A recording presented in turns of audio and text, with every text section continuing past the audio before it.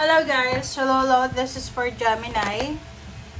Welcome dito sa aking channel, Gemini. Alamin natin kung anong messages, vibration, gabay energy para sa lahat.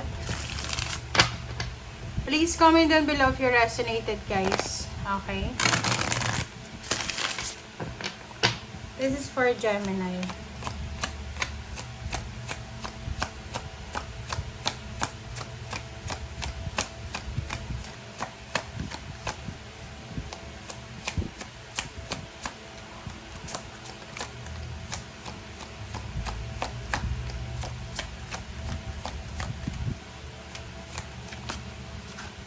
Okay. Gemini, number 7, number 4, number 31, 52. Congratulations sa inyong lahat, Gemini, kasi mayroon kang hinihintay. Maybe nag-aantay ka for 7 months na. 7 months or 3 months, 4 months, or how many months ka nang nag-aantay? Maybe 7, 8, 9, 10, 11. 11 months, almost 1 year ka nang nag-aantay. Lalo na kung tungkol ito sa pera, sa salapi. So, sinasabi ng baraha, congratulations sa'yo. Kasi may papasok na swerte sa buhay mo, lalo na sa usaping salapi. So, may magbubukas na opportunity. Like, yung iba sa inyo, Gemini, trabaho to. So, you're waiting for, alimbawa, nag-apply ka ng trabaho, tapos, until now, wala ka pa rin natatanggap na confirmation or answer. And now, sinasabi, wag kang mag-alala. Wala kang dapat na ipag-alala. Kasi darating yung balita or yung information na yan sa tamang panahon. Okay? Maybe in forms of job or any career, advancement, promotion, salary increase, or whatsoever.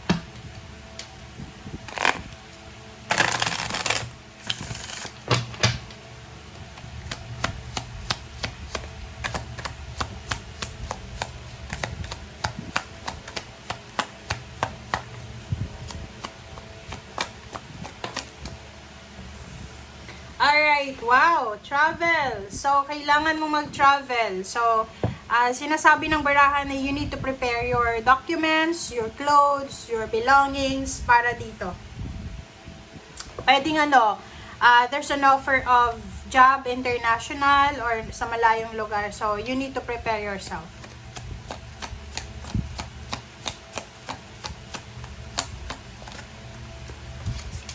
Okay, Angels of Four Directions, wow, congratulations sa lahat ng sulok ng mundo.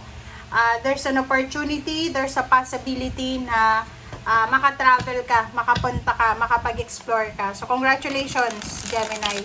Seaman ka ba? OFW ka? Or ano ba? Ano ba yung profession mo?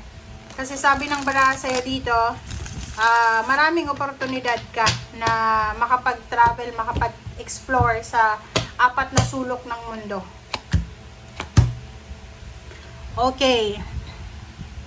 Nakikita ko sa'yo dito may incoming na proposal, business proposal, or kahit anong klaseng pagkakakitaan. Okay? So, sabihin natin, may mga offer ng job sa local or international, sa malayo or sa malapit man. There's a collaboration. So, maybe you're collaborating with someone in forms of business or friendship, love life, or kung ano man to na financial source. Yung iba sa inyo dito, wow. So, yung iba sa inyo dyan, kung may nag-a-apply sa inyo ng trabaho, sinasabi ng baraha sa iyo na marami kang pagpipilian. So, medyo maguguluhan ka lang kasi maraming choices Pag marami kasing choices, lalo na kung nag-a-apply ka pa lang sa trabaho, talagang like first timer ka ba? Or ano ba?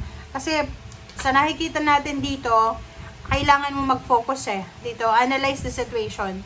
Kailangan yung papasukin mo, kung first timer ka, papasukin mo dapat kung ano yung gusto mo. Okay? Kung ano yung alam mo na genre mo. Okay? So, like, kung ano yung alam mo, kung teacher ka in English, English yung mo. Hindi ka naman magti-teacher in math na ang major mo is English, diba? Parang ganun lang.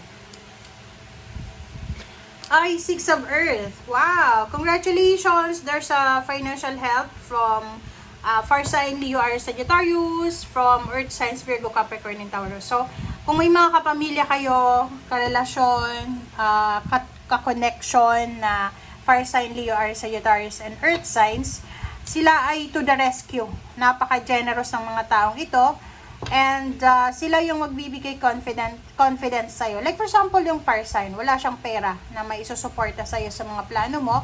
Ang kaya niyang ibigay sa'yo is yung motivation. Okay, inspire ka niya and motivate ka niya.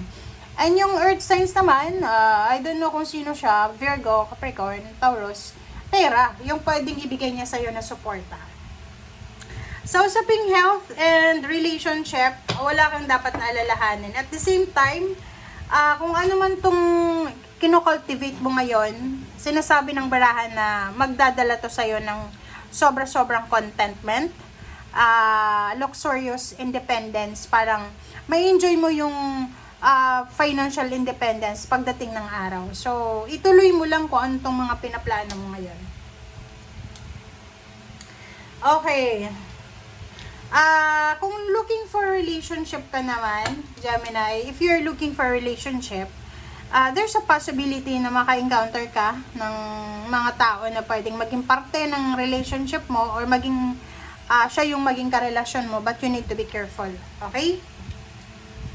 Sinasabi ng bara sa'yo dito na kung ikaw naman isang Gemini na may asawa, tapos nakikisama ka lang sa asawa mo, hindi mo naman mahal, parang ganon, and parang ano lang, for the sake of yung status mo sa mundo, sa like, yung family nyo is perfect family, sweet yung parents mo, bawal sa pamilya mo yung hiwalayan, yung divorce, yung annulment. So, kung may asawa ka, tapos wala na kayong spark sa bawat isa, yung kumbaga na fall out of love na kayo pareho, still, nagsasama pa rin kayo for the sake of ego. Okay? For the sake of, anong sasabihin ng mga tao sa paligid. But, pareho kayong dalawa, Pareho kayong dalawa na nagsasuffer na together sa love life nyo. May mga ganun, di ba? Sabi ng bara sa'yo dito, ang family mo daw, or yung love, mag-grow siya, magbo-blossom siya. Kung pareho kayong dalawa, you're working together, okay, para sa establishment ng family, love and blessings. And also, kung magpo-progress ang lahat ng mga plano nyo, kung partner kayo, diba, sa mga plano. Okay, the Dreamer, King of Air, and Seven of Earths. Wow! So, nakikita ko sa'yo dito, Gemini, kasi ito ay Queen of Earth, so financial freedom. Sinasabi ng bara sa'yo dito na there's a parang impossible opportunity. Imposible talaga na posibleng darating sa'yo. Posible, impossible siya, pero posibleng darating sa'yo. And yan ay posibleng makakatulong sa kung ano man ang mga financial wishes and dreams mo. Okay? So, stay positive, guys. Stay positive. Ipaglaban mo kung ano yung gusto mo. Okay? And, sa nakikita ko sa'yo dito, sa relationship, may iba na masaya.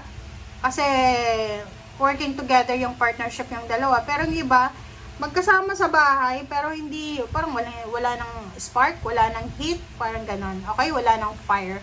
Thank you guys for watching. Bye!